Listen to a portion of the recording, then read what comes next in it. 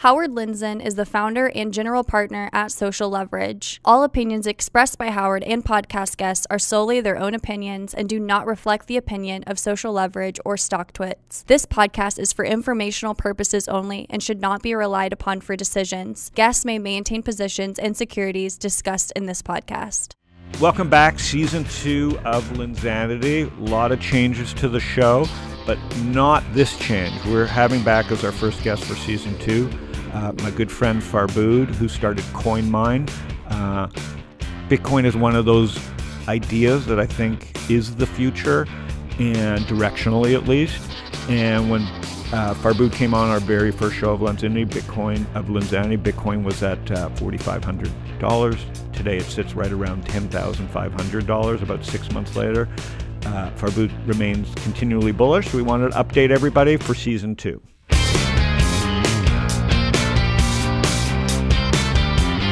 Welcome to Lindzanity, Farbood. Thanks for having me.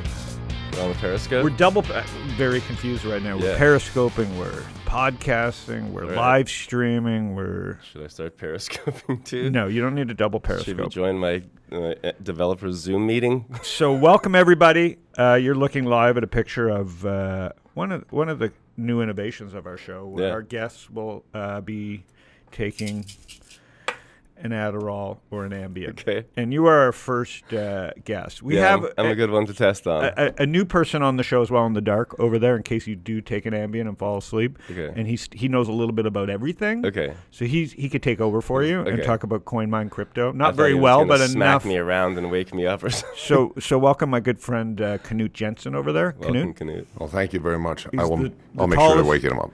The tallest third man in podcasting. How tall are you, Knut? I'm 6'6". So and we bring him growing. off the bend. The shortest Scandinavian. Yeah, you are short for a Scandinavian. So Knut and I went to ASU, grad school, Harvard of the West.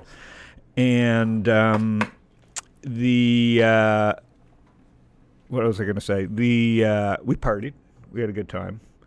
There was no Bitcoin. This was in what year was this that we graduated? 89-90. There was American Express. 1989? There was credit card debt back in the day. Yeah. We weren't thinking about Bitcoin. Right. We were thinking about 8-track cassettes and video. I forget that. That's a Tom Petty song. But anyways, we're here today with you, buddy, to catch up on Bitcoin. You were last here. You were the first guest of our podcast. Yeah.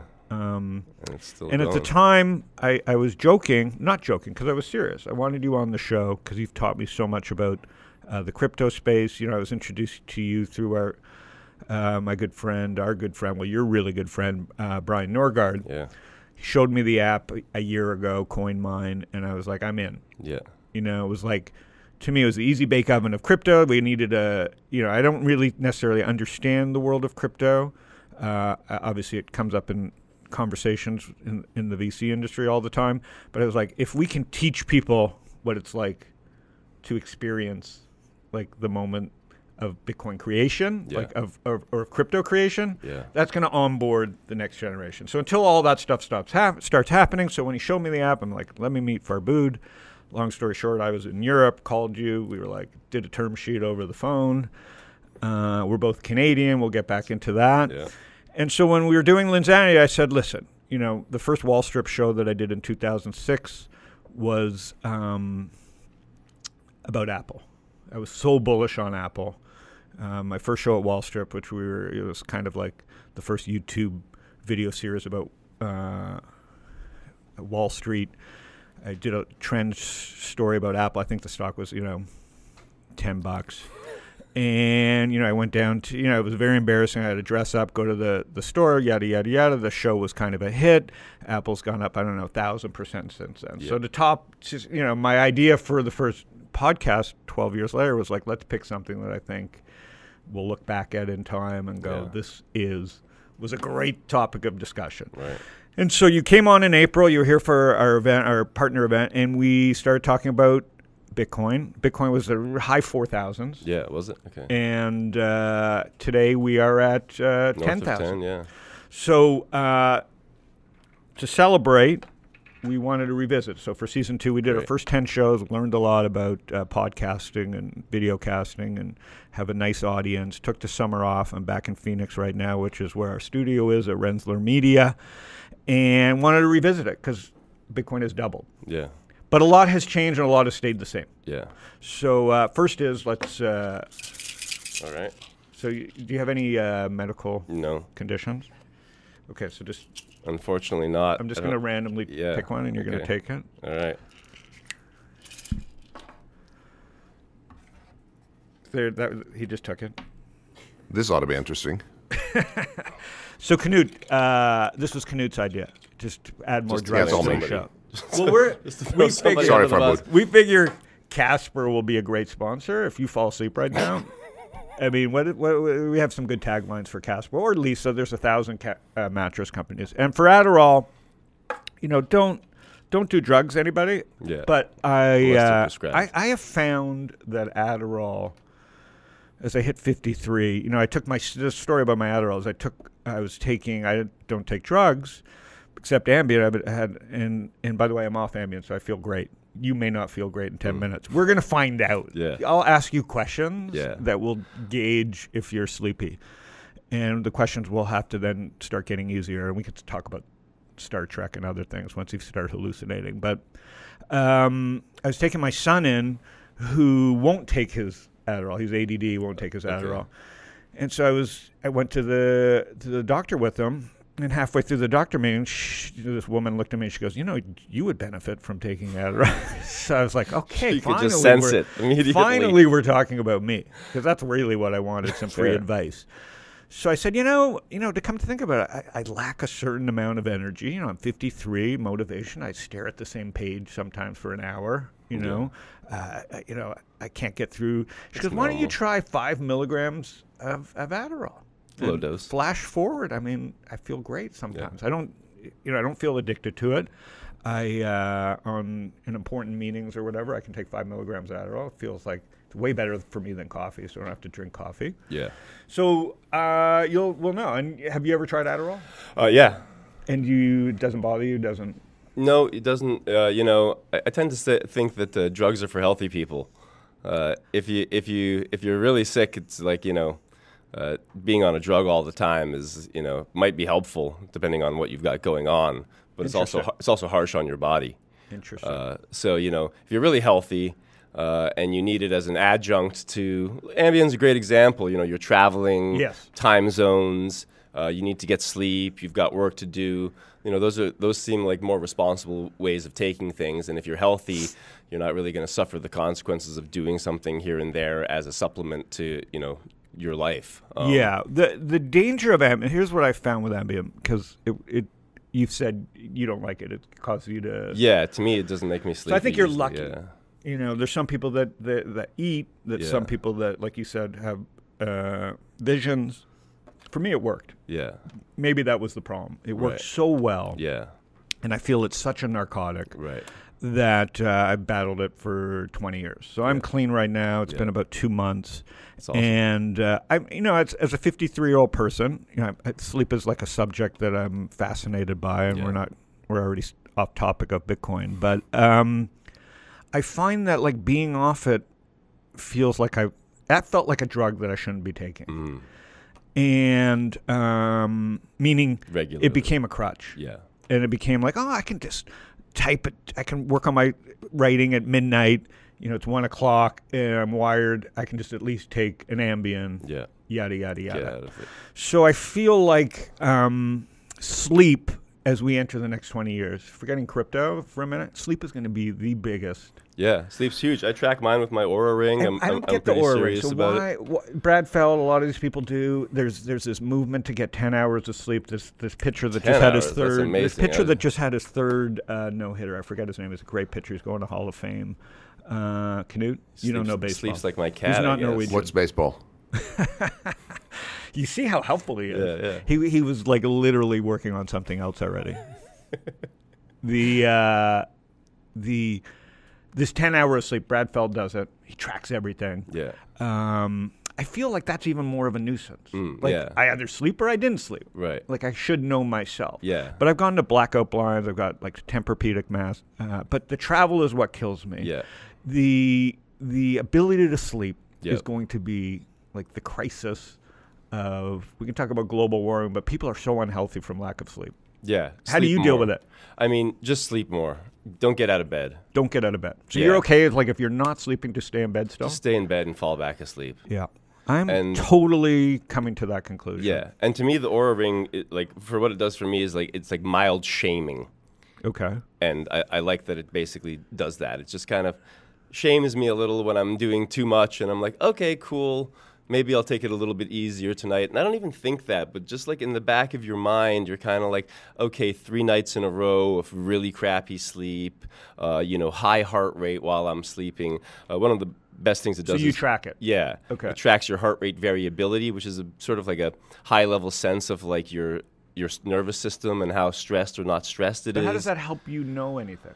It just helps me sort of, like I said, be a little bit ashamed when I do 3 days in a row where all my numbers are on the floor. I will, on that 4th night, be like, you know what? I'm going to bed at 9. Right. That way I can just stay in bed for 10 hours. Got it. And get 8 hours of sleep. Knut, what about you? I don't sleep much. But in Norway, it's right now it's light, probably still until 7, 8 at night. I'm on GMT right now. I know you're on GMT, but how did the Norwegians deal with it? Because you have in the winter. Do you guys just sleep for 3 months? Well, a lot of people sleep a lot. Yeah, it's just depression kicks in the wintertime when there's no sun. Do you notice that in Norway? You do it a lot. Yeah, and in the summertime they just blossom and they're all happy because it's sunny, or they have light out for 20 hours. And that doesn't cause its own set of problems? It could, I'm sure. But it doesn't, you're saying? I don't think so. I think it's positive. Yeah, so I don't know if I could do that. I kind of like the 4 seasons of light. Yeah. But it's really something I'm spending a lot of time with. Yeah, you should. It's worthwhile. It's a game changer. I think it really atrophies your brain to not get sleep.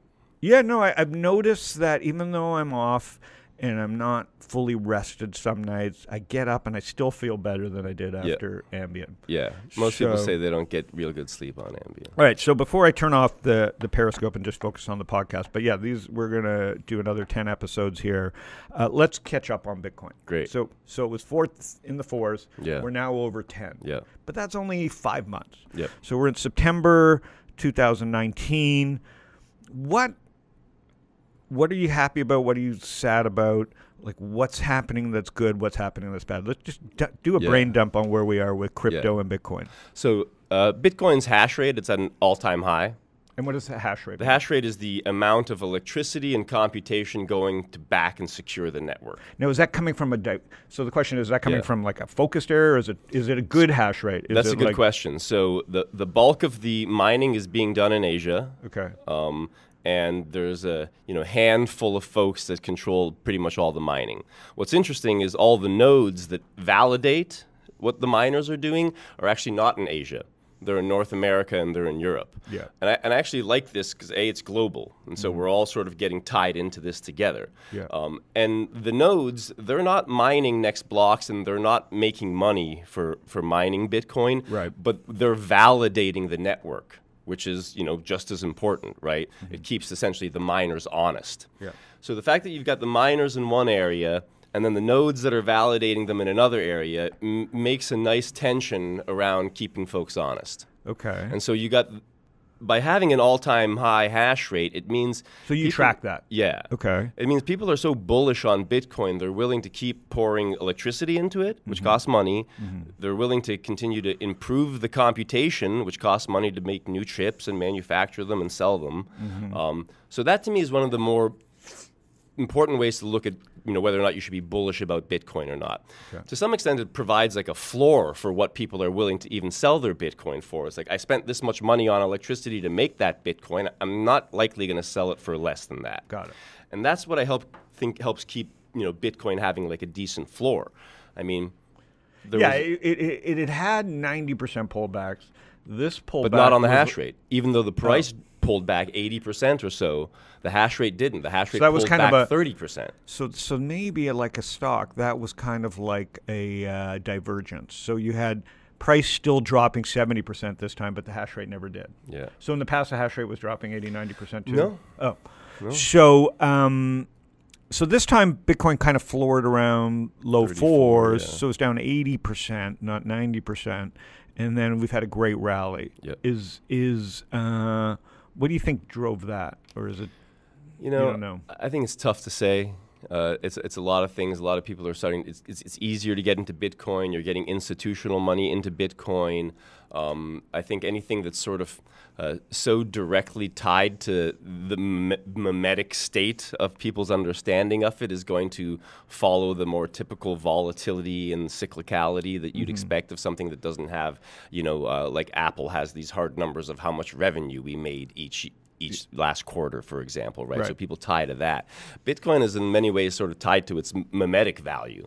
And so memetic? Memetic, like memes, like the idea of it. Okay. Right? And so the fact that the idea, like I kind of sometimes call Bitcoin like Evel Knievel. Each time it does this stunt where it drops but doesn't die, that actually proves that it's going to last longer. I think is that the Lindy effect? I think they call it the longer something lasts. Yeah, exactly. The longer something lasts, the more likely it is to continue. That's just the resilience of it. It should be zero. Yeah. For all the smart people that have said it should be zero, and there's a lot of smart people that say it's a scam. Less than a year from now, we're going to have the next Bitcoin halvening, which is where the reward for each block becomes half of what it was. So I think part of why you're seeing people put more hash rate into Bitcoin is they're trying to get each block rate now is twice what it's going to be a year from now. Right. So that's the other thing that people don't understand. It becomes more and more scarce. That just seems so odd. See, what when I hear that pitch, and I hear it a lot. Yeah. That just seems too obvious. Oh, Bitcoin has to go up for that reason. So I have a feeling that it's done it every time. It's done it every time. Yeah. Okay. It lags a bit after the halvening. Right. But especially if you place Bitcoin on like on a log chart. Okay. And then you put the halvenings in there. You see it always follow this pattern. Interesting. Yep. So that's almost baked in. It was purposely baked in. Yeah. Okay. And then just to clarify for me, one thing is like, I think what makes Bitcoin, and now Bitcoin I think is 70%, almost 80% of the whole market cap. Yeah. Does that bother you at all? Or is that just a statement on like America not innovating or falling behind Asia, or like what? It has a 10-year head start on most other cryptos. Is that what it is? I mean, yeah. It's a good head start. So it's a good head start. They have great brand recognition. So that's really it. People just have to be patient. Yeah. And no one knows what's going to win. No one knows what's going to win, but like the likelihood of unseating Bitcoin anytime soon is just very, very low. And so in terms of usability, so hash rate, check mark. The halvening, a check mark. Sentiment is still mixed. There's still a lot of smart people that say it's zero, and a lot of smart people that say it's going to 1 million. Yeah. I directionally have just decided to stay with it and buy the dips. The dip should get shallower. Based on what you and I have talked about for the years, the volatility is something that I love. Yeah. Because it means it brings more people in. It brings more people in. It's a feature, not a bug. Yep. Great stocks, whether they're Amazon or Shopify now or Twilio, have massive Etsy, any marketplace, humongous idea has volatility. But that's Amazon's volatility is dried up as it's kind of diversified. But like Shopify, huge volatility. Twilio, huge as single even product Twitter. Type companies. Even Twitter, huge volatility because it's a single source of revenue. Even Facebook, because it's advertising. Went to 120 last year. Scares a lot of people out. Tests your soul of, do you understand how powerful that network is? Because Facebook's just a network. That's right. You flinch because you worry about the durability of the network. Are people fleeing or onboarding? And so I think Bitcoin just keeps getting more people on board.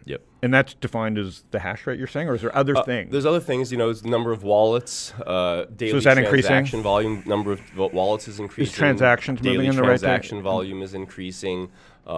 So we keep breaking records on all of that stuff. All right, so I'm going to end it there, everybody, for the Periscope. So now let's get to it's a Bitcoin world, though.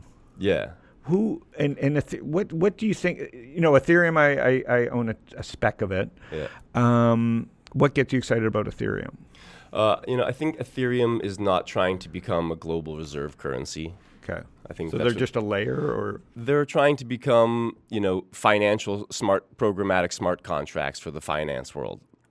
They're pointed directly at the various financial instruments that banks are the only ones that can create. Rich people are the only ones that can access. So Ethereum is essentially trying to create a system where people can create these financial instruments and vehicles where anyone can do it, and they can be programmatically created. And once you participate in them, they're on the Ethereum blockchain. Nobody can stop them. Mm-hmm. So I think compound finance is a good example of this, of sort of Web3 as they call it. You can go to compound finance. You never make an account with compound finance. Imagine this: you're going to essentially like a financial institution. How do they know you have Ethereum or Bitcoin? Well, you put some Ethereum in your browser's Ethereum wallet. Like a Brave? Yep, that's right. Okay. And you just navigate to their web page, and it knows, and it can see how much Ethereum is in your wallet. And if you want, you tap one button, and you loan out your Ethereum, and you get interest. interest. Isn't there a risk if they know, shouldn't they be able to tap it, or no? No, because you've got the keys. Okay. And the beautiful thing about compound finance finance so it can look in without stealing. Yeah, that's right. That's how it works. Well, it's all on the Ethereum and Bitcoin blockchains are totally public. Right. So if I have your public address, I can see it. I can see how much you have. Can't take I can just never access it. So cool. Right? And no one can stop That'd it. be like going into a bank, everybody walking by and seeing how much money the bank has, but there's no way to take it. Yeah. But this is just digital version of that. That's right. Okay. And so you can loan your money in a pool to some other people in the world. You get paid your interest on every block, which is every few minutes. Mm-hmm. You can pull your Ethereum out whenever you want. Mm-hmm. Compound finance can't stop you. Nobody can stop you. So this is to me, this is what decentralized finance promises, is that, you don't need banks for individuals to, loan value to each other and get value from each other. Right. I don't think that's going anywhere. That's just going to keep getting bigger. So that's another dagger in the banks. Yeah. But Ethereum, I don't think, is trying to become a global currency. Right. Bitcoin is, I think, it's not that already the best global currency. I'm saying it already is. It didn't try to be that. It's becoming. It's no gold. Bitcoin. Yeah. It's becoming gold just because. Yeah. Yeah. And in fact, I look at Bitcoin not like I created this concept, but I very much look at Bitcoin as digital gold. Yeah. And if you put Bitcoin at just gold's market cap, and you assume some lost Bitcoin, there'll be 21 million Bitcoin ever, but there probably will actually ever be in a maximum from maybe around 18 million or so Bitcoin in actual circulation. A few million are already lost. Only basically. a few million? Yeah. So lost? a few million Bitcoin are lost forever. Okay. And I guess because as it gets more in price, the loss rate drops.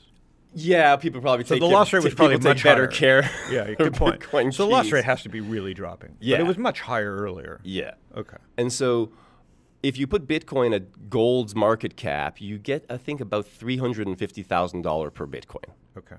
I think digital gold is more valuable than physical gold in an increasingly digital world. Mm-hmm. I put that maybe at 2 to 3x, gold's market cap. Yeah. That puts each Bitcoin at approaching $1 million. Right. Right. And that, to me, that's still not even Bitcoin taking over the entire global currency reserve. Right. It's just being a, 10 to 20, $30 trillion asset. Right. Real estate's way bigger than that. Right. But that's still $1 million Bitcoin, and at $10,000, that's still there's still a lot of upside. And so knowing that, because I know you told me that you'll buy some of your Bitcoin at Robinhood, and you don't even care that you actually own the actual Bitcoin. So tell me, in a world like that, because I have 2 questions that spur me to, and I don't have a set list of questions, is if Bitcoin, there's got to be some extra value of owning these Bitcoins in this future, because if you're just having them as a store of value, okay, maybe you can get 70-year-old white people over the hump to say, okay, this is a digital gold. This is a form of digital gold. And what's fascinating is the amount of questions I get. Even if they make that assumption, they go, well, how is it made? They want me to answer how it's made. And I'm like, I don't know how to dig up gold out of the earth either and how to clean it and all this thing. It's just, I trust the system. right? But in a world where it seems important to own it, why are you okay with having it at a Robinhood? I go to a lot of things Balaji Srinivasan says. He was CTO at Coinbase, did 21.com. There was a point where people thought he might have been Satoshi. He was at Andreessen. He's one of the smartest guys in the world. Is it possible that I am Satoshi? Like I'm not, but would it be possible? Do we know? It is technically possible. So do you have any idea who you think it is? Do you think it's more than one person? I think there's one person who worked with several people. Okay. Yeah. Government person, you think? No. Okay. So anyway, so keep going on. So, what Balaji says, and I like a lot, because there's a lot of talk about trust. I actually call Bitcoin commoditized trust. Okay. I agree with that. And trustlessness is great. But what his point is, and I agree with, is that crypto and Bitcoin don't remove the need for trust. They increase the choices you have on who to trust, right? So trust yourself, own your own keys, trust Coinbase custody if you don't want, to. Do both. Yeah. So this is the first time, before there was no choice. What do you mean? Your money could be in your pocket? Your money goes to the bank. It could be under your mattress, in your pocket. It could be under your mattress. Okay. Right. But, how much money can you hide under your mattress? I have a You can put $10 million on a thumb drive and put that under your mattress. Right. Putting $10 million, would you be comfortable with $10 million in cash under your mattress? Right. So the beauty of crypto and Bitcoin is it gives you more choices on who to trust. Yeah. It doesn't remove the need to ever trust another human being in the world. Meaning you should trust some other. You meaning what? Just pick who you trust and how much you trust them. Even gold bugs who own a lot of gold. They must have some secret friend. Most of them have some buried in the backyard too. Yeah. Right. And it may be 10% of their gold holdings, and they've got 90. Some of it in the security deposit box. Some's being held by some gold custody, firm, and some of it's buried in their backyard. Yeah. Right. So I think having choices on who to trust is what's great about crypto and Bitcoin. Okay, that's interesting. And so you choose to trust even though you're not truly holding Bitcoin. And I do too at Robinhood. I found it's the easiest way for me to just They put don't 100, have all 200. My Bitcoin. No. Yeah. But my fund, like just every time I see a dip and I just want that account to kind of get surprised. And then how would I move it from Robinhood eventually? You can't. You have to sell it. So there'll be a taxable event. Yeah. I'll have to convert it to cash, go buy it somewhere else to get it back into Bitcoin. That's the one issue. Yeah. So at some point, my money in Bitcoin at Robinhood will be, I'm going to turn it into stock or cash at some point. Okay. That's right. I look at Robinhood as the business side, like crypto and it's blockchain. Just an asset that I trade like a stock. Yeah. I'm going to pay taxes on it. You're not using Robinhood to use Bitcoin personally, which would be like sending and receiving Bitcoin. Right. You're using it as a business asset. Yeah. That you're hoping appreciates in value. It's not where my real amount is. But it's not anytime where I see a dip and I want to do sovereignty, it's not where you're doing your sending and receiving. It's the business side of Bitcoin is what you're doing with Robinhood. Now in Coinbase, you can do the business side and the personal side because you can send and receive, and the asset can appreciate in value. And then if you're running like a node or running like a coin mine or mining in some way, you're participating in what I call the sort of citizen side of crypto. Yeah. And this is partially why I think a lot of people have a tough time wrapping their heads around crypto. I can get into this whole layers of the internet thing. We will in a bit. And geek out whenever you're ready. But that's a big part of crypto and Bitcoin is that it's a little bit difficult to understand because it doesn't squarely fit into personal. It doesn't squarely just fit into business. There's a third thing about it that I call citizen tech. Yeah. Okay, so we'll move to citizen tech, and part of citizen tech is your company Coinmine. Yeah, I think Would you call it? Yeah, absolutely. Okay. So we've talked about this in the first podcast, but let's just go through it quickly. You started it when? Coinmine started at the beginning of 2018. So we've got a new coin. We've got I'm mining Bitcoin. I got one of the newer machines, and you can't hear it. That's how quiet it is. Yeah. And I like carrying mine around because I'm here for 2 hours. Fuck Rensselaer. I'm using their electricity. So I'm going to pay for this podcast. So quietly in the corner there, I'm mining Bitcoin. So that's exciting. So one thing that's changed since we last saw you is I can mine actual Bitcoin. So this thing is not technically mining Bitcoin, but it's making you Bitcoin, as I say. Because of this world is fully digital and programmatic, you can do really cool things. And I actually got this idea from Pomp. Anthony Pompliano, the Twitter Bitcoin man himself, and a good buddy, and he's one thing he said is that, we're just automating the financial world. I mean, it's a meat market of people signing wet signatures and wires taking 2 weeks to cross the country and stuff like that. It's just all getting automated. And when he said that, I was like, you know what, you're right. Everything is just digital. The whole point of that is that it's interoperable. You need a developer to build the rails of this and connect it to the rails of that. So yes. What we're able to do with the CoinMine is it's sort of algorithmically mining whatever exchanges to Bitcoin at the best rate, yes, and then just giving you Bitcoin. And here I am. So this is the new app. Oh, I'm offline, so hang on. Right now it's offline for whatever reason. It's mining, but it's offline on my app because it could be the Wi-Fi. So what's cool about this is I can switch currencies in this new app, and I can go back to Bitcoin. Here you're watching me do it, and I just hold this down, and I just switch to Bitcoin. So this is the newest app. It's spectacular. So it's going to teach people how to make Bitcoin. And so what are you seeing? I think in April when you were just barely started to ship. So it's been a phenomenal. I mean, not just Bitcoin's how to run. Yeah. You're a derivative of that. What's happened over the last 5 months at it's been a little CoinMine? crazy. We started shipping at scale at the end of April. And scale to you means what? 100 plus units a week. Okay. Yeah. Previously, we were shipping a lot less than that. Yeah. Ramped up production. I think in April we sold something like 50-something coin mines. We did, I think, $35K in revenue or something. Last month we did over $500K in revenue. Yeah. So we 10x'd in 4 months. And who is with buying almost it? no ad spend. And you're not getting the hardcore. See, the thing is, they're the mostly newbies. issue the VCs are starting to get a little nervous, as they should, because everybody gets nervous, is tons of money going out, very little progress in the sense of users. You have to be a hardcore Bitcoin person to get Bitcoin. What we thought or what you thought or what I agreed with is this is going to bring on a different type of, it's not going to bring on like the geeks. It's bringing on just regular people. Half of our users are sort of hardcore crypto people. Oh, so half. That get it. The other half are just completely brand new to crypto. Right. Yeah. And what's kind of the stuff that you're hearing? What's really interesting is, and this was kind of the point of CoinMine, is the multi-coin world is here to stay. Bitcoin is the king of the cryptocurrencies. 70%, yeah. That's right. Other networks, I like to call token-operated networks. I'll give you a great example, is Handshake. Handshake is launching probably in September. We plan to have Handshake on the CoinMine the day it launches. So you probably can't buy it on an exchange, and good luck setting up your own Handshake miner. And at the very beginning of a crypto, that's when you can mine the most of it, right?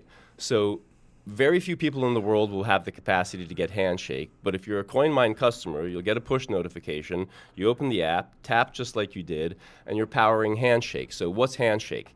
Handshake is trying to essentially do a decentralized version of the DNS system. The DNS system is when you type in, like GoDaddy, or you're trying to get a domain. That's right. If you type in stocktwits.com or coinmine.com, that goes to, this number, 192.68.2.1. We don't see that, but that's what's happening. That's called the DNS system does that. By the way, I don't think you took an Ambien. Yeah, we'll see. I think it's pretty clear you did.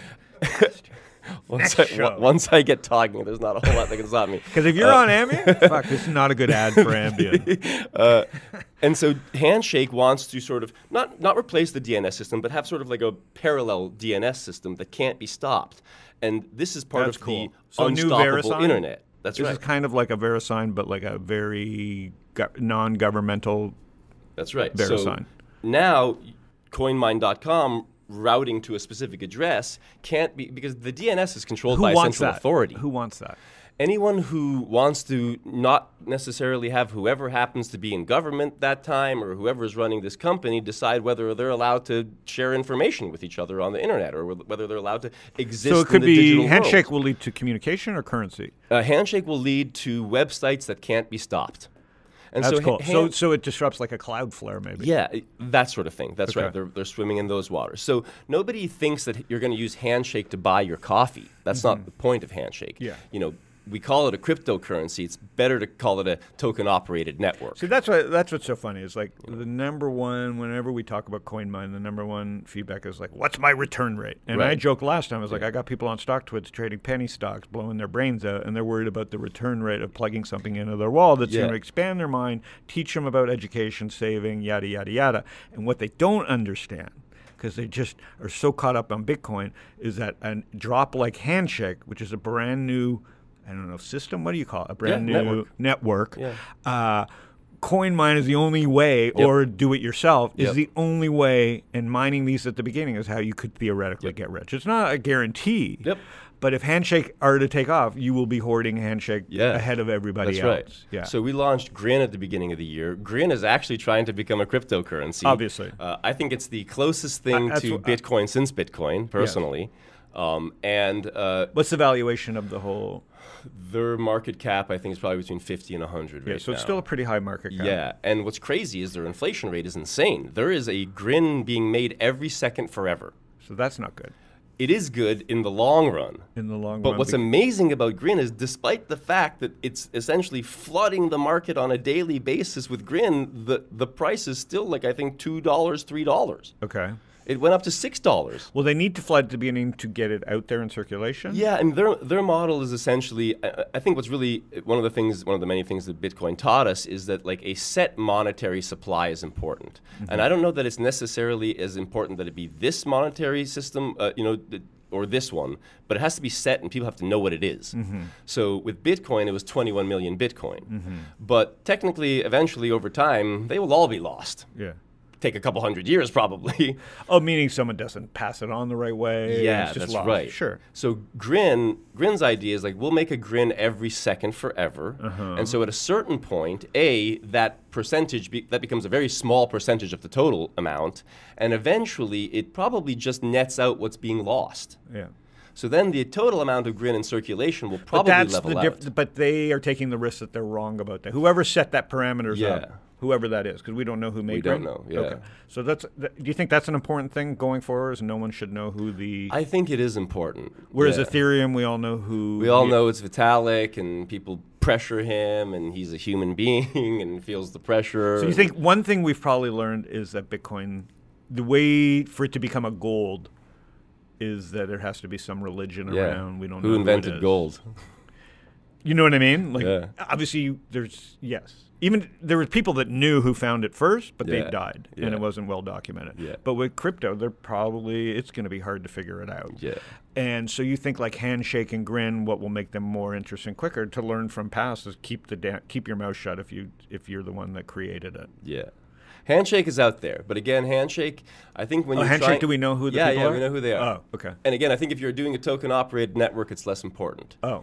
If you're trying to become the world's currency, it's probably more important that we not know who you are. All right. If you're creating a token-operated network like Filecoin or Handshake, I think it's okay if people know. It's okay, but is it optimal? And what's okay about it? I think it's fine. I mean, because those are, not businesses in the classic sense, but they're usually sort of managed by a business, and they have open source rule. They're usually open source, so that most of them could be forked, for example. So if the people who have control over it, misbehave, it can be forked and be used differently. They're not trying to, Dfinity is another example. Dfinity is basically trying to remake the whole internet in a decentralized way. And their model is, they're going to have some central control. Is that venture-backed? Or is they're venture-backed. Okay. Andreessen and a few other folks. They're going to have some control over the network at the beginning, but their plan is essentially to move themselves out of it until they no longer can even control it. Wow.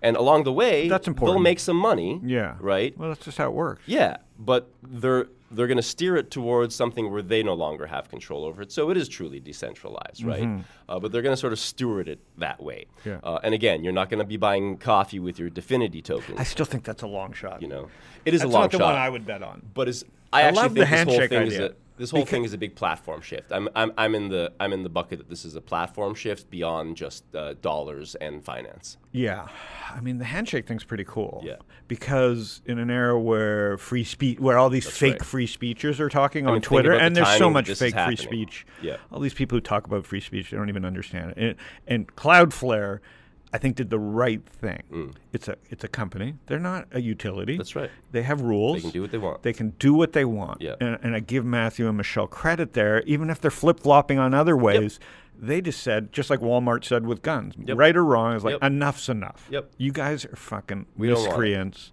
and go figure it out yourself. Yep. I love that. Yep. This is where I think Twitter has screwed up. Twitter could be a multi-hundred-billion-dollar company if they acted appropriately. You can't have different rules for everybody.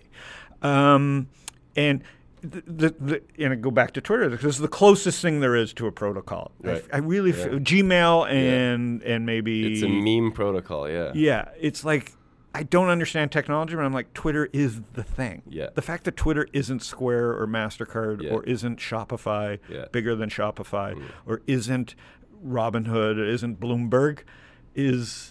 Like, we were so close. Yeah. They're like, they were the Bitcoin. Yeah. They were the layer. Yeah. And the product's still so good. Yeah. But it's run so poorly. That's right. I can't figure it out. So this is why I'm excited about crypto. Yep. This is probably why Naval is so excited, because he wants it. I don't think his view of it is right either. It's like there should just be a Twitter that's completely open. I think that'll just become. I wouldn't be comfortable in that place. So if you can't get smart people on, you want to have the most smart people on there. Yeah. So that's why I think Twitter's still the closest. But the Handshake thing is super interesting because it finally gives people who get screwed over, that few percent that actually feel they got screwed over, a place to conduct business. Yeah. And, in different parts of the world, there's different levels of, authoritarianism going on, right? We're, relatively speaking, a lot more free in the United States. We complain about, so lucky. We complain, but relative to the rest of the world, we're a lot more free. So, in other parts of the world, being able to, have a website that your government can't take down is not because you're trying to sell illegal drugs on your website. It's because you're trying to have a basic open conversation with other people in your society, and your government said you can't. Much as I despise the human being that Donald Trump is, good, bad, ugly. I'm wrong on half of what I say, right? The fact that I can add him and call him Fat Nixon. Yeah. And that's right. Not go to jail. Not go to jail, not have a knock on my door, not get audited and think that it's him. Your like family doesn't care. I literally believe in conspiracy theories. I do. I think but I also believe that the government works at some level. Yeah. My example is, the Dell. The Dell, which is a hotel right on on Coronado, which is been passed around every week. A private equity firm buys the hotel, strips out money of it, fires a bunch of people, finds gold in the basement that someone else they didn't know had. The food prices go up, and the hotel goes to shit. And eventually, like about 3 years ago or 6 years ago, I'm sitting with Ellen on the beach there, and I'm like, I read the local paper, and it's like the Chinese Yang Bang or whatever the hell the Warren Buffett of China or China Life buys the hotel. And I look at it and I go, that's never going to be sold again. No. Like, this is not cool. Yeah. Like, China owns an asset on an island where the Navy SEALs and, like, the biggest naval base happens. And I looked at it and I go, fucking, this is nuts. And then about 3 months later, I open up the paper and it's like, government stops, whatever, BlackRock from selling to... And I go, the government works. May not work everywhere else, but someone somewhere saw that. Yeah, so this is probably not a good idea. Probably not a good idea. Yeah. So that is still how I function in the United States. I'm like a conspiracy theorist. I hate the government. I think Congress sucks. The wrong people are running. But something worked there. Yeah.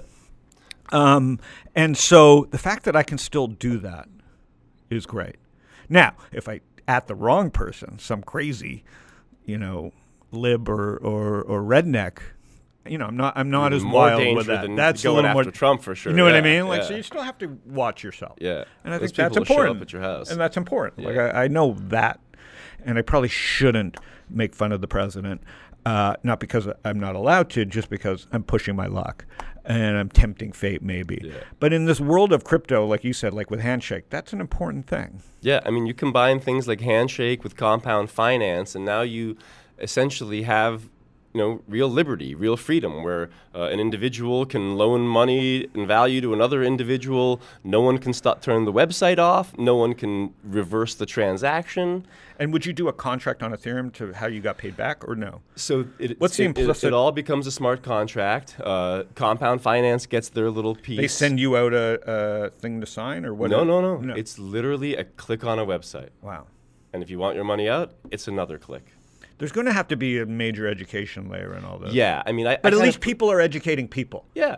Well, I mean, do you remember like when the internet started and you wanted to, when you first could buy something on the internet, and if you had the guts to put your credit card into a website, the buttons used to say, "Don't click the buy button more than once because you'll end up buying it twice." Got it. You're right. So we've come a long way from like accidentally That was only 20 years ago. Things. Yeah, that was only 20 years ago. So that's gonna happen with this too. You're not gonna accidentally, blend twice and be like, wait, I didn't have that crypto. So these things are all coming together to be a major platform shift, I think, and I think that's what people debate Bitcoin versus these coins. It's just a false debate. Yeah. So wrapping up on the company here. So you're at how many people now? We're about 15 people, about 10 full time, and about a handful of part time. What's amazing with all the money that's flown in, and I get nervous about this because I'm not that smart, but that's why I try and have you over and treat you well, because we're friends, but more importantly because I keep learning. You know what I think? I think Canute may be sleeping. Canute? Did you take Excuse the me? What? I think the, somebody popped an Ambien in my soda. What makes me excited about what you built is none of the fanfare. We have no famous investors. I mean, there's some maybe. Is there any celebs? Well, we got Pomp and Balaji. Pomp's those guys. Not celeb. Well, I mean, if you're talking about that type of celeb. He's a short guy. He's got a really lovely girlfriend. So he's only as good as she stays with him. She's amazing. Yeah, so Pomp, just be careful. Because I like her. Yeah. I don't think he'll screw that one up. Yeah, he better not. He's smart enough to know that. And she's going places without Pomp. Yeah. So he's a celeb who Arrington is. Arrington, maybe Ryan. There's celebs in our world. That's what I'm saying. But there's no VCs. Yeah. And so you've raised maybe just over $4 million. Yeah. And what I like about this is we're not moving too fast. We're actually moving faster than we thought. Yeah. You're not building them out of the garage anymore. No. Is that public information? Yeah.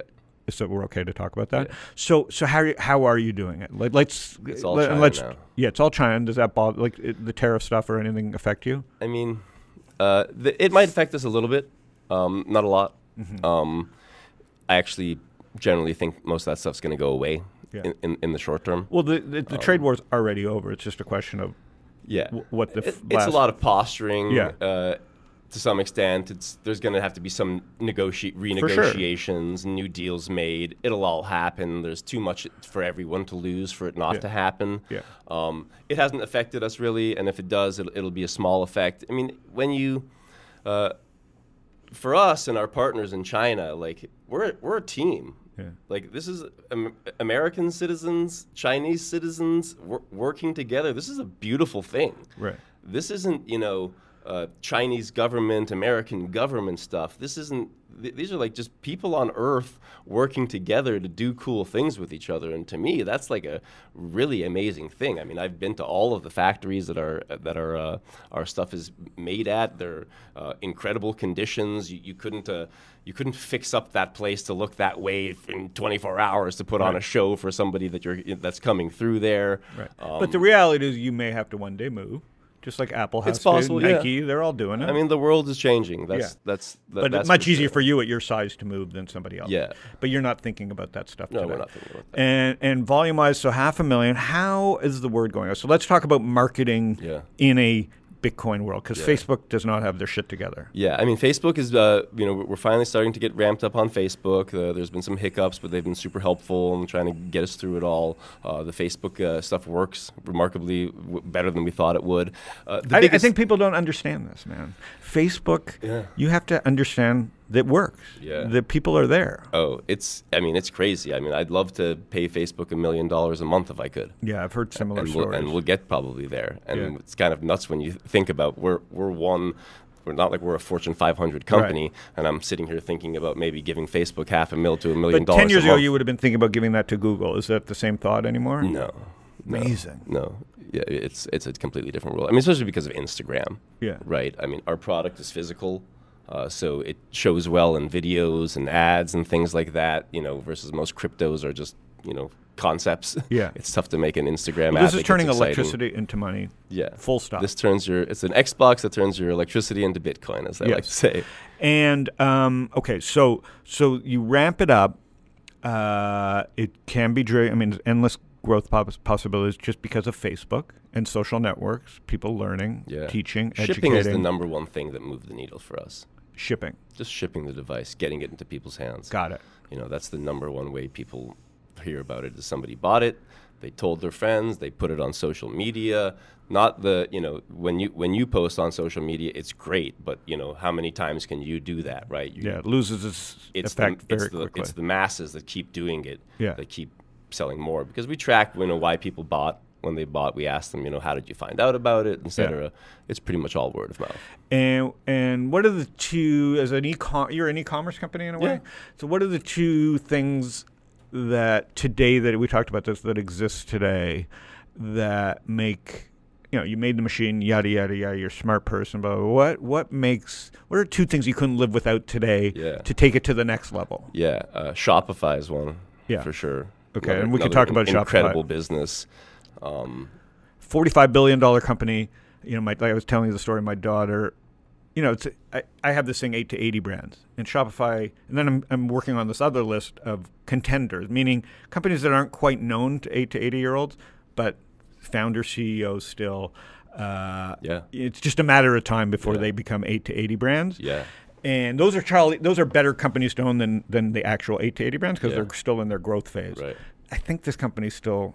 I think Shopify's got a long way to go. Yeah, they've so off topic, because there's stocks that I'm interested in as well. I've owned Shopify for a long time. What makes it great for you? Simplicity. I mean, you're probably looking at least 2 developers that you don't need to hire. Okay. So that's a lot of money. Yeah. Right. You probably to build it and to maintain. Yeah, to build and maintain it and to grow it and add this new feature and you want to. Change we want to have automated abandoned cart checkout emails going out and all these things. It's all just plug and play in Shopify. Right. So every single including following up on people that dropped out, returns, cancellations, customer support, email marketing, even the post-purchase survey that helps me find out why you bought a CoinMine is a Shopify app. I think they're on a position to be top 10. I think they're on the position to be in the Amazon scale business. Yeah. I don't know how long it'll take to get there, but they seem to be running very smoothly and testing weird things. Yeah. And what size do you think someone would just say, "Fuck you, Shopify"? Oh, I think you could easily ride them into a $50 to $100 million a year. I mean, you're paying them the 1%, or what do you pay? 0.5%. So you're paying them the 0.5%. Only at some huge number do you get carried away.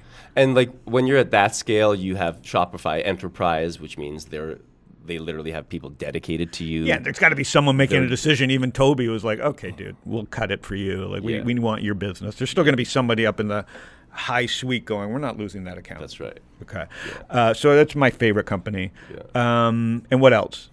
Stripe. What do you think is there any other product that you couldn't run the business on today? Open source. Okay, so what do you mean by open source? So I mean, open source is. I love talking about open source because, back in the day, in the 70s when open source was sort of begun, every Fortune 500 company made fun of it. Mm-hmm. What year? In the 70s was really when open source started really coming into fruition. Because of people, academics and stuff could actually network each other. The early internet was happening, so it wasn't like I'm gonna send you a bunch of floppy disks. Why don't you improve the program? Yeah. And then I've already improved the program here, so now I got how do we reconcile our floppy disks? Yeah. Once you had some network, you can really start doing this open source thing where people all over the world can contribute to this piece of software. And every Fortune 500 company made fun of it, was like, there's no way in the world. What's the first open source? Maybe medical research? Or like surgeries? Most of the operating systems, Unix, Linux. No, I mean in the real world outside software. Oh, where did they start using it? No, but what does open source mean? Does it mean like I was just watching the show Charité on Netflix, which was kind of like a really good show. It was like a soap opera, but it was about a German hospital at the end of the war, and how this one doctor had all this knowledge in his head. But yet all the other doctors are learning from him. So medical is a little bit open source. Oh, yeah, in a sense, yeah. People sharing knowledge and changing the processes of how things work is essentially the open source model. And so your iPhone, the basic kernels in Macs and Windows operating systems are open source now. Before, I said, they all made fun of them. Okay. There is not a single Fortune 500 company that is not running on open source now. Okay. Right? And so Windows is considered open source? If you're like... That's considered open source? Yeah. I mean, at least some piece of what you're using is open source. Not 100% of it. You don't have to. It's not an all or none thing. Okay. And there's a famous open source lawyer, I can't remember his name, but he said open source wins because it's a practical revolution. And that's how I talk about Bitcoin. It's a practical revolution. It's not a violent revolution. It's not a populist revolution. It's just practically better. So the reason all these Fortune 500 companies use open source now is because, A, they can get a better piece of software while having 200 less engineers. Yeah. Or have those 200 engineers work on something that actually drives value into your company. I'm long Elastic. It's the first real open source that made sense to me. Yeah. The minute I heard it, I'm like, what? I can do search. I can run powerful search on any site using Elastic. Yeah. That made sense to me from day one. Now it's like a huge public company. That's right. It seems like that has endless potential. But then there's rumors that Amazon gets into the space. So is open source at some point, like is Amazon they all contribute to open source now. Yeah, but can't they cannibalize an open source in a way or no? No. I mean, like Microsoft contributes heavily to open source. Facebook does. Amazon does. Even, Apple probably does some. They all contribute heavily to the community and share it. They don't share everything, but they share some things. Yeah, I think Smartsheet, Elastic, Mongo are the three public companies that get the most hype about open source. So anyway, keep going with open source. So we couldn't exist without people. And what open source for Coinmine? So for example, when we launched Grin, we were able to push an update to it that increased your Grin hash rate 80% overnight. We're going to push another one that'll increase it another 50% on top of the 80%. Both of those were because somebody improved the open source Grin mining software. So it just shows up. So someone improves Elastic, StockTwits gets 10 times better with their search. Yeah. The more that Elastic does. That's right. That's just powerful. So we can pull that open source down, add our tweaks to it, and implement it. And we basically are constantly improving the Coinmine by leveraging some of the open source community's work. And all of crypto is basically open source. So you can just keep building on top and building on top and building on top. Wow. Okay. So let's go backwards a little bit and talk about what's taking so long and how people are trying to force how you think about Bitcoin and these layers of the internet. So you tell this great story of this woman who started. So let's go back in time. We got time. So I really want you to take your time and explain it to my listeners or our audience how we were thinking about Bitcoin. Yeah. It gets a little geeky, but I think it's a super cool story. I think it's like history is important. The internet runs on a system we call TCP/IP. It was created by the Department of Defense. The entire internet runs on it. In the 70s? Yeah. There is and so that's like the actual physical model that the internet runs on. Sort of in parallel, they developed a sort of a conceptual model of the internet's layers. And this is more to understand how the technology and how humans actually interact, the customer and the technology. It's called OSI. And in the OSI model, the internet is sort of like layers. And there's this woman, I think her name was Evie Nemeth. She was known as the mother of system administration. She literally wrote the books on Linux administration, Unix administration, and this woman is such a badass. Had to be an MIT person? I think she was either MIT or on the West Coast. Okay. Yeah. This woman was such a badass, I think she went sailing around the world by herself and disappeared. Wow. So unfortunately, we lost her. Okay. Or maybe she's hiding somewhere. Oh, so she literally is gone. She's literally gone. Okay. Like disappeared. Okay. They've not even declared She could be her dead. Satoshi. She could be Satoshi. Okay. She may have holed herself off on some island and developed, and actually wouldn't be surprising because what she did, and this is like in the 80s, so she predicted basically the 8th and 9th layers of the internet. That, like, at the time, So at the time there were 7? At the time, we were about 7, yeah. And so the first handful, and this is the OSI model. This is just trying to talk about how technology and users interact. So the first 4 layers are what they call the data and physical layers. This is literally the wiring in the building, electricity, electrons running through it, all the way up to the little packets. Everything on the internet is sent in little packets, right? And so in those first 4 layers, I call the customer academics. Only really academics could work with this layer of the internet. It was the first layers of the internet that were built. The customer was the academic, and the companies that won were DEC, Cisco, a little bit of IBM, right? Cisco was around that long ago. Cisco has been around for a long time. Okay. And even though Cisco, which literally builds like network routers and things like that, which only use TCP/IP, even they print T-shirts that have the OSI model on them because that's how they think about it. What's the beginning? Yeah, the origin. It's how the technology and humans, meet each other. And so the first 4 layers are data and physical. The customer is academic. The winners of companies were DEC, Cisco, IBM. Then what we call the internet to us, apps, websites, and things like that, those are really layers 5 through 7. You get the user. That was in the 90s and 2000s. 80s and 90s. Okay, 80s and 90s. You get the user, you get the session, you get the front end. So, apps. It's the application layer. And first it went to businesses, right? First businesses started using it because it was worthwhile to make money and there was a cost to it. And then it became personal, and that's why we're all using the application layer. And the big winners there were, again, IBM on the business level. And I think, Apple is the Apple of the application layer of the internet. They sort of, they own the biggest sort of predominant chunk of it. Yep. They do the hardware, they do software, they do services, right? Yep. And they literally have what we understand as apps. They kind of created that concept, right? Yep. So Apple is sort of the Apple of the application layer of the internet, and it's what we all kind of think of the internet. Evie, however you pronounce her name, she said there's actually going to be an 8th and 9th layer. The 8th layer will be the finance layer. The 9th layer will be the governance layer. And it's really amazing that she was able to sort of see this coming because nobody really knew what that means or how was that going to be different than the application layer. What do you mean? What's the finance layer? Isn't it just like an application? The first example of that, the first protocol on that finance layer was Bitcoin. And so Bitcoin, it's not like anybody thought about Bitcoin 20 years ago or understood what it was going to look like. Right. But Bitcoin is sort of the first solution for that finance layer, right? Because the application layers and things like that, you think of HTTP builds websites, SMTP or POP, those are your email protocols, right? Bitcoin is a protocol for the finance layer. And by the way, if it doesn't happen, we're just going to be stuck in this terrible world of ads and That's not right. owning your data and no power to the That's civilian. Right. Yeah, and the digital world. Power is in the corporation. That's right. And so Bitcoin became the first, sort of step into that 8th layer, the finance layer. And then eventually I think we're going to get to the governance layer, which is literal governance. Could you argue that governance was first? It's part and parcel of the finance layer. That's why 8 and 9 can you say governance was first, which led to the fact that we need governance last as well? Meaning we wouldn't have had the first 5 layers without governance. Because the military owned it. Yeah, that's right.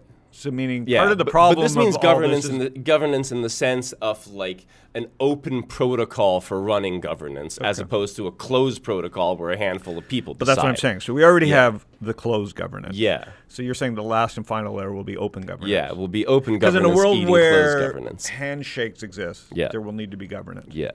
And Tezos is a crypto. What's Tezos? It's essentially in the world of Dfinity, it wants to sort of be like a decentralized internet, but one of the big important pieces of Tezos is that it has like a really defined governance model around. Is it open source? Yeah. Is there a founder? Yeah. Okay. Yeah. Is it VC backed? She's brilliant. Her and her husband started it. Is it VC backed? Yeah. Okay. So this 8th layer. Yeah.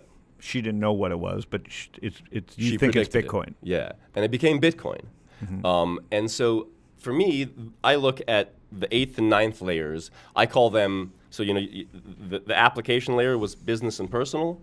I call the 8th and 9th layer citizen tech. And the reason I use the word citizen is it's a really important word because it implies the individual, right? But it also implies society. Where personal is just an individual. Yeah. Doesn't really imply society. Yeah. Business is either potentially just one individual or 2 people or a small group. Doesn't still imply society. Yeah. But the 8th and 9th layer, and Bitcoin being the first example, is literally the first digital technology in human history where it's not just personal. I can use Bitcoin to send and receive money between you. If you're in some country where the inflation has gone through the roof, Bitcoin is very personal. It's allowing you to, it allows you to save. Yeah. Like and just engage in basic life. The fact that people can't save because their money's worthless and the next day is is side, right? how we get out of this. And so Bitcoin brings the business side. You can you can use it personally to send and receive Bitcoin. You can think of it in the business way because you can own the asset and its value can appreciate. Even if it went down less than the inflation rate, at least you're saving. That's right. Because without saving, nothing's going to happen. And so the last piece is when you're participating in Bitcoin, whether you're just buying it and holding it, or you're running a node, or you're running a miner, you're literally building the fundamental infrastructure for society to run on. And you're not really doing that with your iPhone, right? Your iPhone is personal, your iPhone is business. It's social, but it's not societal, right? Okay. You're not building a new society that's running on this. Yeah. With Bitcoin, if you're participating in Bitcoin, you're literally replacing a function of society that up until now government has had to do. Yeah. So that's why I call it citizen tech. What could go wrong? I mean, same thing that could go wrong with anything. Bugs, unintended consequences. I'm saying, what's an unintended consequence that you would like?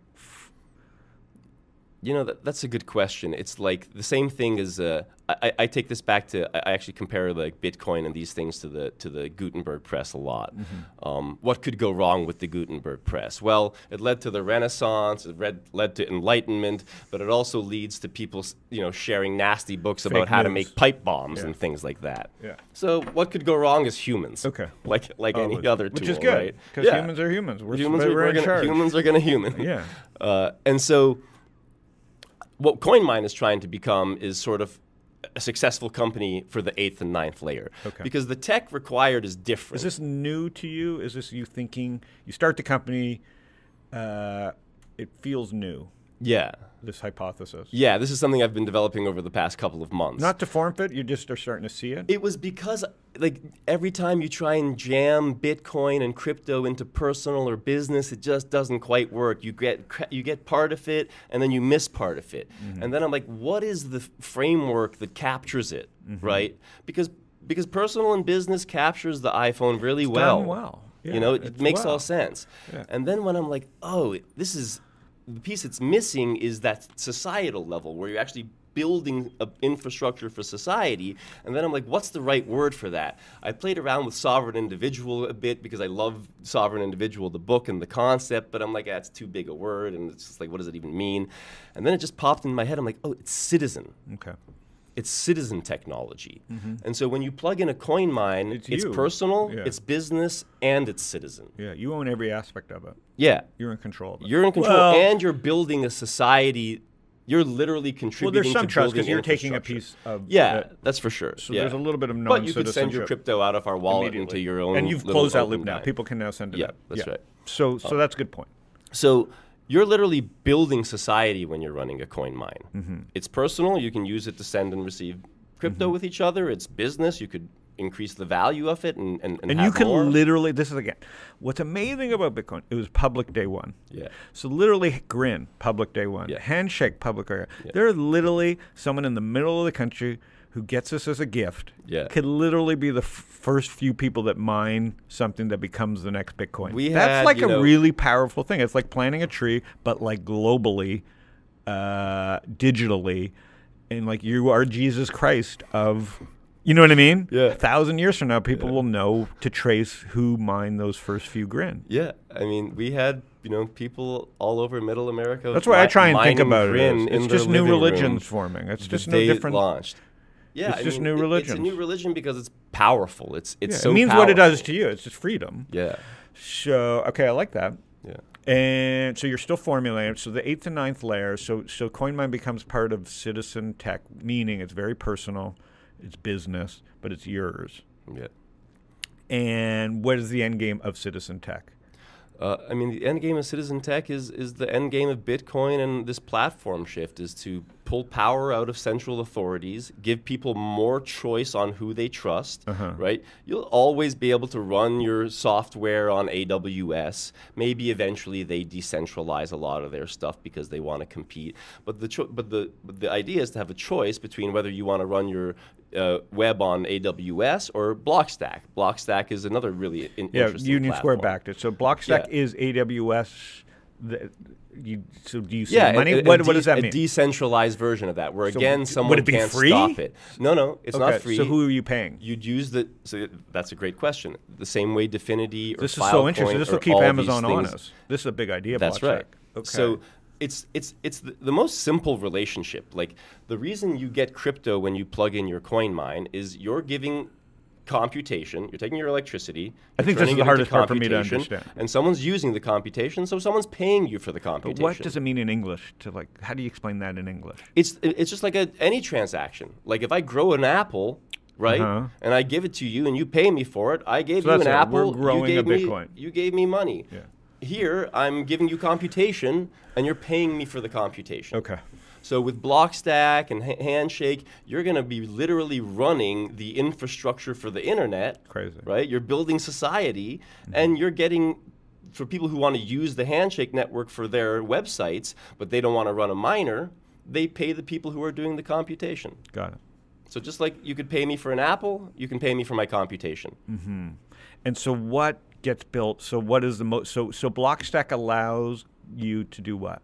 I don't know all the details of Blockstack. They essentially are, like a decentralized AWS. Okay. Right. You can build websites and do file sharing, and Filecoin is another example. Filecoin wants to be a decentralized Dropbox. Right. Right now, the U.S. government could go to Dropbox and say, hey, give us every file in this person's Dropbox. Dropbox has to give the U.S. government all those files, and Dropbox is not allowed to tell you that they did it. That's weird. So Dropbox may have already given all of your, I love Drew, I love Dropboxes, I'm not messing with Dropbox. They're just living in the world that they're living in, right? But the government can go to Apple, can go to Amazon, can say, give us all of Howard's info, and they're not allowed to tell you that they did it. And Apple fights with them about this stuff. Apple's like, look, we'll do that if you're subpoenaing the information, I have to give it to you, but that's not our preference. Is to tell the customer that, hey, by the way, we gave all your info. Do they tell the customer? No, they don't. They can't. The government won't let them. So in a world of Filecoin, the government can't even do step one. Well, if you're Trump, you just rip it up and defy the court orders, right? There's no way to get it. No, Trump gets stuff subpoenaed and he doesn't turn it over. There's no way to get the information. The only thing they could do is come after you personally and say, hey, give me your private keys or we throw you in jail. Exactly. Yeah. No, but that happens in the real world. That does happen in the real world. And he burns the emails or whatever he does, and he's calling their bluff that they're not going to throw him in jail. Just about every president has messed with the press, has threatened the press, including all the liberal ones and all the conservative ones. In this world, that's very interesting. So Blockstack's pretty interesting. And it's great for entrepreneurs because they'll have choices. Because right now, I think Netflix is the most even though there's some levels it's not disruptable, if we talk about FANG. It's disruptable, though, because attention is disruptable. Yeah. Better content, more choices, could be podcasts. Yep. You know, people like listening to stuff, may not be just video, and their attention will get carved up. They're hoarding attention, and you can't hoard attention. Yeah, and the people who, say, oh, we don't want to have websites and things where people can say anything and stuff like that. You know what? They gave that same argument against the printing press. They gave that, there was points in human history where it was illegal for anyone but the royalty and clergy to even learn to read and write. Yeah. And the defense was always, well, this is to save the uneducated masses from themselves. I mean, what would happen if they could all share whatever information they wanted without us knowing? The world would fall apart. Instead, we got the Renaissance, we got the Enlightenment, we got the scientific method. So anytime somebody's like, for your own good, I need you to not be able to communicate with other humans on the planet.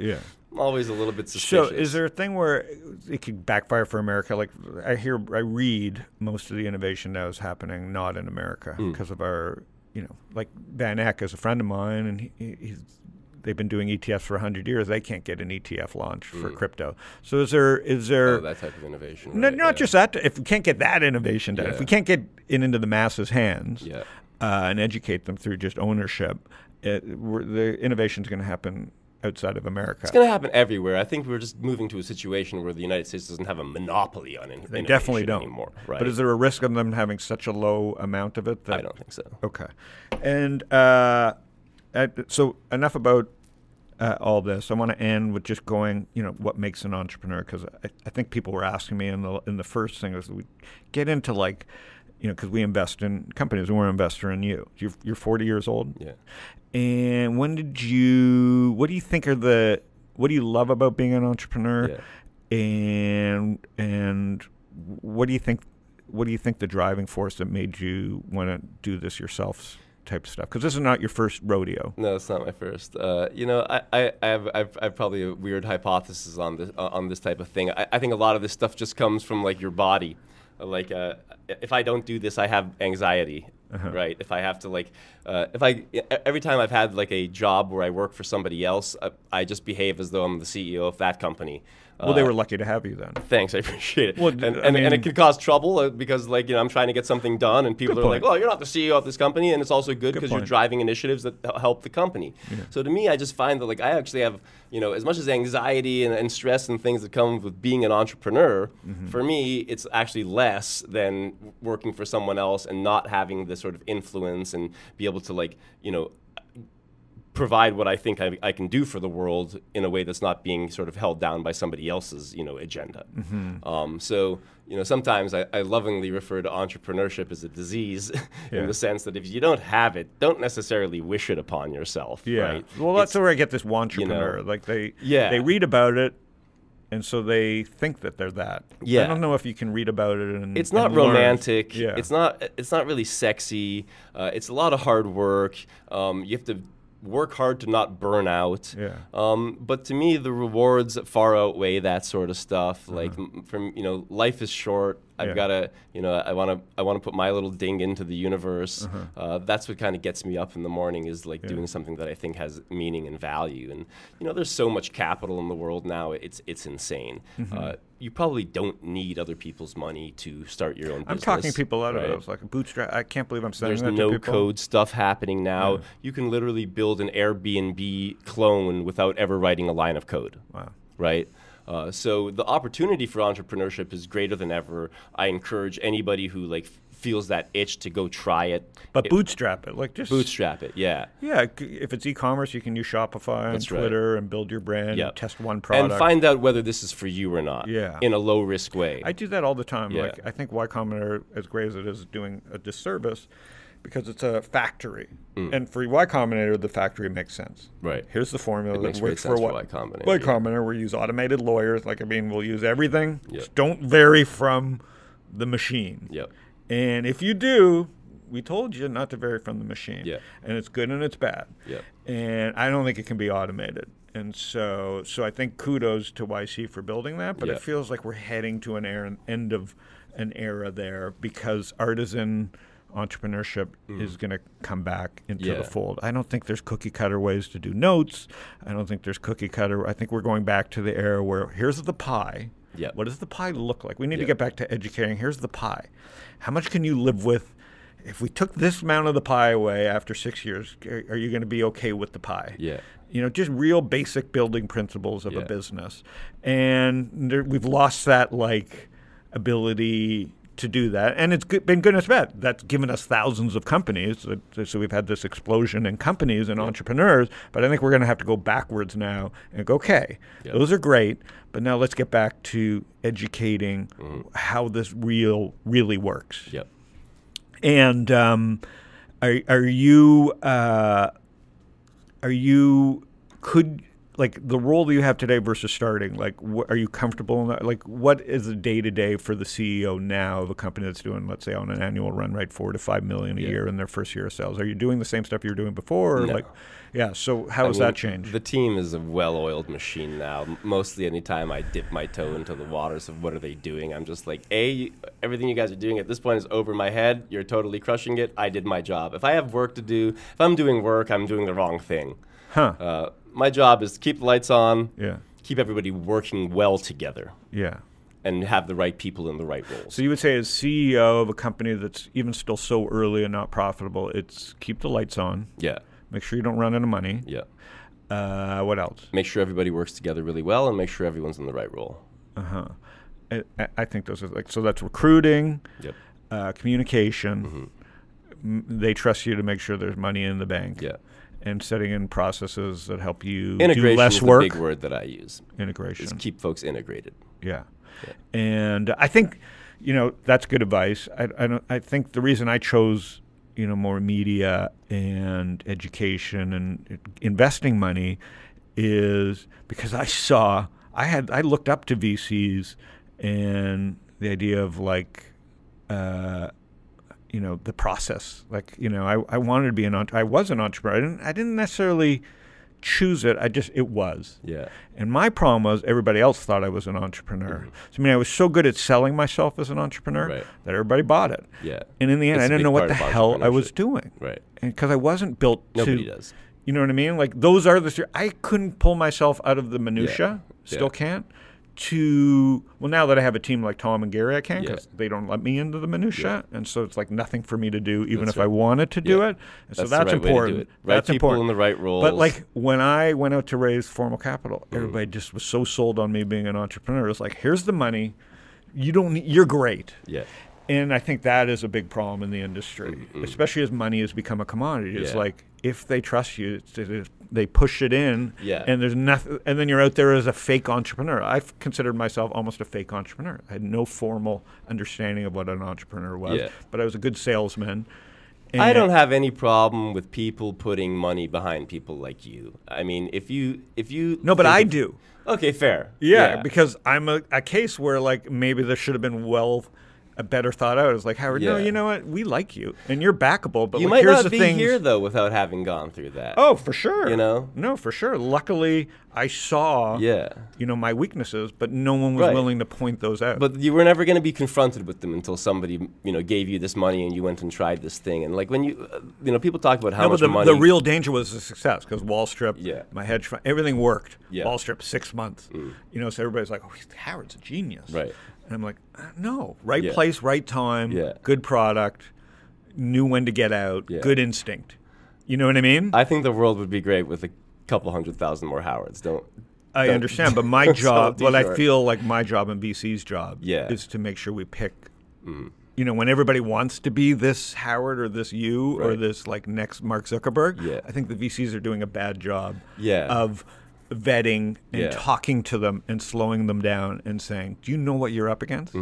It's all like rah, rah, rah. It could be way better. I'm fundamentally for... Well, that's why I'm also think there's so much opportunity. Yeah, that's right. I sit in Phoenix and San Diego. This is like, I don't have to chase deals. Well, more than that, you guys go out and you're out there. One of the many great things I think Naval says is, capital is everywhere, but investors are lazy.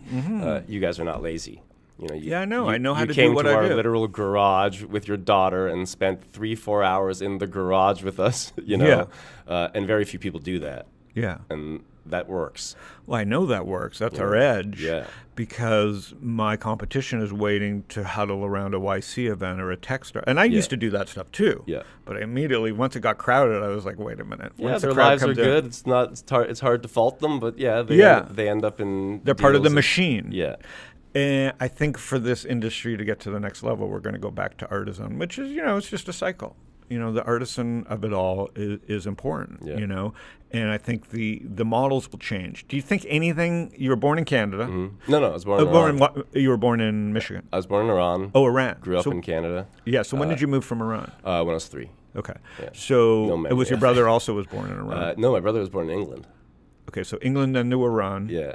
And then to... grew up in Windsor, Ontario, and then Michigan. Yeah, so we have that in common, and Michigan. Yeah. And do you... what was the coolest thing that you did before starting CoinMine?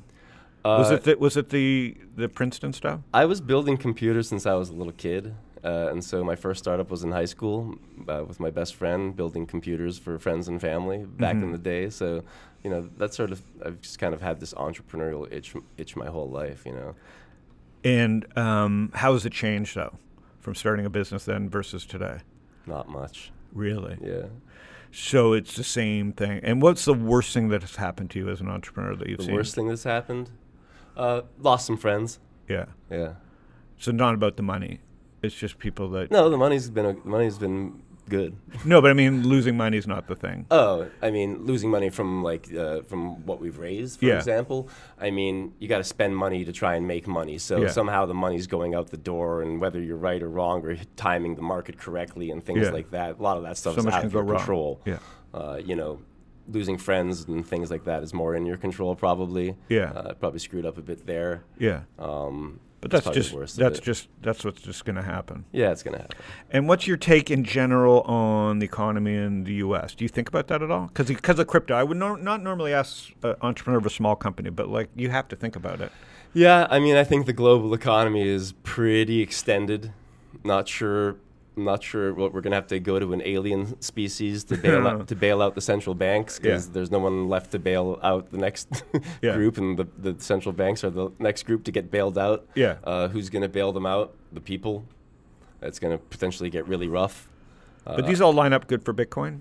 I think they line up good for Bitcoin, they line up good for cryptocurrency, and hopefully in the end they line up good for people who have somewhere to go when their economies start faltering. There's a global economy. A Bitcoin is worth a Bitcoin every single place in the world. Right. So that's sort of like a social net floor. I think Peter Thiel says it's a hedge against society collapsing. And thank God we have one. I mean, I follow him in that level because I'm not like a Peter Thiel fan, but dude, he's there to be followed. Like, he's moved to New Zealand. He has a place in New Zealand for a reason. Yeah. It's not 80 feet under the ground. It's just New Zealand. He's not building some place 80 feet under the ground. You got to have escape plans. Optionality. Yeah, escape plans. For me, I never thought I'd have 3 homes. I remember talking to Fred Wilson about it. He goes, and I said, Fred, what do you need the headache of like all these places? Because you never know. Yeah. And now I'm at 3, looking at 4 and 5, and I'm like, they're small, but it's like nice to be able to just. Yeah.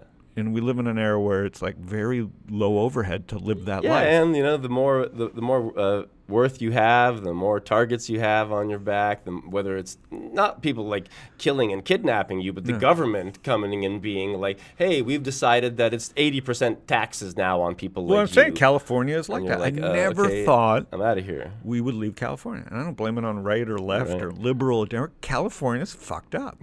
Meaning, I don't know who to blame it on. I don't blame it on Trump. I don't blame it on the 5th largest economy in the world. Clinton. I'm just saying, I can't do anything about it. Every day I wake up, roads are paved and everything's nice, but it's like, Jesus Christ, I'm giving a lot of money away. I never thought, and so we moved. Having that, listen, it's not the best thing in for California, me. I think of it as I don't think of it as taxes. I think of it as my membership fee. I agree with you, but I also live with another person. And the optionality of moving just became over for taxes and for school and kids and stuff. It gets a lot more. So I never thought it would happen. And to tell you what, like I hated it, and then you realize that, like, it's a privilege to be able to like move and be around. And there's so much great things in Phoenix and San Diego. Trucking, thousands of miles just to get to the United States. And this is what I tell my nieces and nephews: like, you don't have to be the CEO. Yeah, there's like you acted like the CEO. So this is great advice, because my daughter, who worked at Rally Road, and my son, who works in food, loves food prep and loves restaurant business, and we're always trying to talk him out of it. Then my good friend here, or not my good friend, but someone I've invested with before here, Sam Fox, just sold his restaurant businesses for $300 million to Cheesecake Factory. He's a local Phoenix guy, or Tucson guy. And like my son looks at me and goes, see, like I can be in the restaurant business. And the CEO is actually a service worker, by the way. Yeah, like you are just your managing. Job is to be in service to the people below you, to the people above you. And my job is to be in service to the entrepreneurs, right? Is to provide services for the entrepreneur like this, like our hub that we're building out in Phoenix, or like our 3-bedroom place where CEOs can come, chill, talk to us, like off the grid, make content, distribute content, think about their plan, and then bust out. Yeah, the worst thing CEOs don't do is get out a little bit more than they need to get out more, get away. Yeah. It's when you have your epiphanies. It's when like things pop into your head. Almost every time I travel, I have my epiphanies. Even the whole model around the 8th and 9th layer stuff for me happened while I was traveling. Number one thing is to get the fuck out and go face to face with people, your head. Because that's when opportunities. Like I say, I'll never invest in Phoenix. What do you know? We're term sheeting up in Phoenix. I'll never invest in San Diego. That's why I live in San Diego. I want to shit where I eat. I'll fly to do my deals because I don't want to run into this entrepreneur in a restaurant. Spend to learn. What's that? You got to spend to learn. I think is one of the things a lot of investors and VCs don't get. Like, and the best ones do get it. Yeah. I remember this. They play with toys. They spend on toys. And they, the whole like, oh, we don't invest in that space because we don't know it. It's like, you will never know the space if you don't invest in it. Well, this is where it was Coinmine. Right? Like people just go, why? I go, plug it in. Yeah. See what happens. Yeah. It may not be what you want it to happen, but the only way to learn is to see electricity turn into money. Yeah. Otherwise, you're just walking into some factory of machines and go, okay, I kind of get it. But until you see until you have skin in the game. Until you have skin in the game and can do this. Yeah. And I'm super bullish on that. Skin in the game is becoming really easy to do. Yeah. And so from a macro perspective, I agree with you. It feels stretched. Yeah. But those things kind of do help the crypto world. Yeah. Okay, well, this was fantastic. Hey, thanks. Knut, any questions before we go? No, not really. This is way above my head. If you, I don't think you took an Ambien. Thanks for the sugar pill. That was a fantastically. No, you definitely got an Adderall there. Really? Do you know if could you tell? I think it was a sugar pill. I think you're just. No. I wouldn't do sugar pills. I love my 5-10 milligrams. Most people Adderall. Claim that I'm oblivious to what's going on around me, so that's probably what's going on. Anyway, so coinmine.com. Yep. You can order one there. Mm-hmm. I highly recommend it as a gift. So what age group do you think is the right age group? Like as a parent. We have got every single range of age group. We've got literally 6-year-olds. Mm-hmm. We had someone who bought 3 for his 3 sons. Yeah. We have people in their 60s and 70s that buy Coinmines. And I know because we see all the data. So it's like the full range of people. And like, to me, the most encouraging thing and the thing that like gets me super fired up is, to a T, whenever we ask folks like, why, they all have the same answer, and it's really cool. They're like, I know crypto is the future, and I want to be a part of it. Yeah, and the best way to be a part of it is to own something that explains it to you, to participate.